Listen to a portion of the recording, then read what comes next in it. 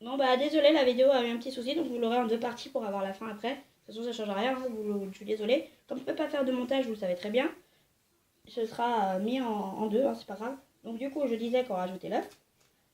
Surtout que là je l'ai un peu explosé. Donc faut faire attention.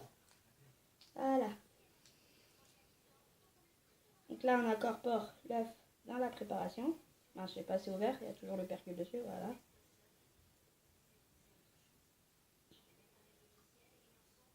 Donc on mélange. Au moins je vous dis, vous aurez le bêtisier en même temps chez moi, il n'y a pas de démontage.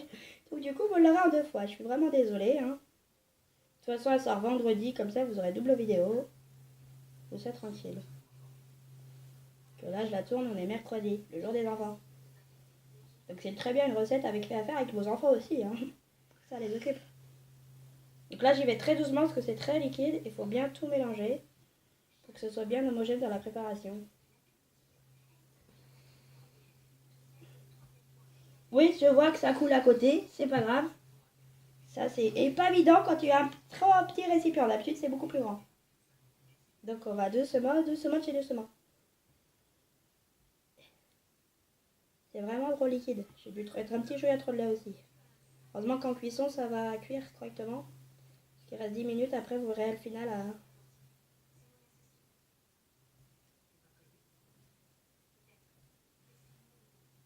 Voilà, on fait comme les œufs battus, on va doucement dessus.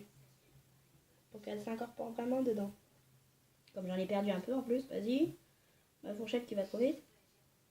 C'est pas grave, une table ça se nettoie, faut toujours avoir nettoyé le travail avant. Et toujours se laver les mains avant, c'est le plus important, à la cuisine. Sinon après, bonjour les catastrophes. C'est vrai que là j'y vais vraiment tout doucement pour vous montrer. Voilà, maintenant on a pu vraiment l'œuf de tout. Donc je vais le verser ma préparation. Attendez, j'enlève un maximum de ma fourchette parce que ça coule encore. Hop. Et là, du coup, on verse tout dedans. Normalement, ils vont se positionner parfaitement.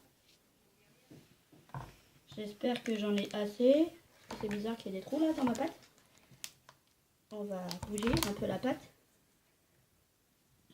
Parce que d'habitude, ça recouvre toute la pâte. Voilà, c'est bon, il n'y a plus de trous dans les pâtes.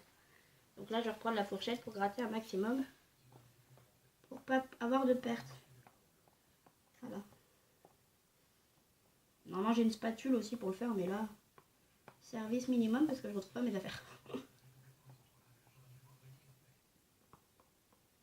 Ah oui, bah pour gratter le fond, ça va pas être évident. Donc on répartit bien son chocolat sur toute la pâte. Attendez, je vais aller chercher une cuillère, peut-être que ça arriverait petit à petit à récupérer. Parce que là, une fourchette, il y a des trous.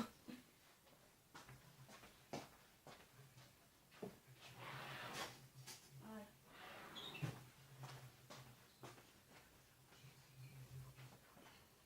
Une petite cuillère pour récupérer un maximum d'ingrédients. Voilà, pour pas qu'il y ait de perce. Parce que vous voyez, il y en a encore toujours. C'est pour ça que je trouvais bizarre que je pouvais pas recouvrir ma pâte, c'est que je n'avais pas bien positionné mon plat et que du coup, comme il en reste dans le plat, dans mon récipient, je veux dire. Voilà. Mais moi, comme je vous dis, je prépare toujours en amont mes affaires, comme ça. Faut être organisé dans la cuisine. Sinon, on perd du temps. Voilà. Je remélange un peu, parce que là, il y a un peu de crème qui n'est pas mis correctement.